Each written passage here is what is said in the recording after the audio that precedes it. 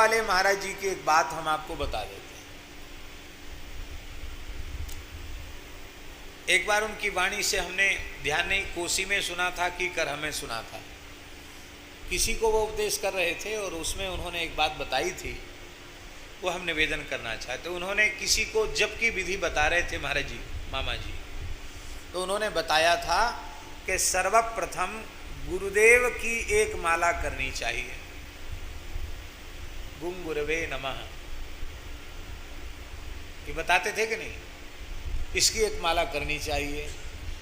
जप आरंभ करने के पहले गुं गुरवे नमः, गुं गुरवे नमः की एक माला करनी चाहिए। मामा जी का भाव क्या करना चाहिए, बोले उस समय जप करते समय गुरुदेव का ध्यान करना चाहिए।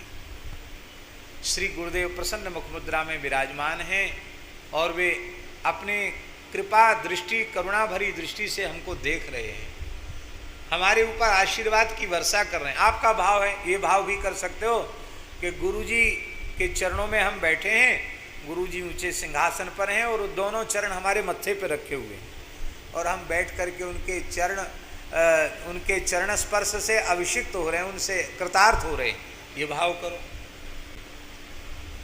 अब फिर एक माला हनुमान जी की फेरना चाहिए, एक माला गुरु जी की, हनुमान जी की। क्यों, राम द्वारे तुम रखवारे होत न आज्ञा बिनु पैसारे, हनुमान जी ही तो भजन में आगे बढ़ाएंगे, राम जी के निकट तक ले जाएंगे। तो सबसे पहले गुरुदेव का ध्यान, फिर हनुमान जी को प्रणाम करके हनुमान जी का एक माला जप, फिर हनुमान जी से आज्ञा लेकर तब मंत्राज का जप।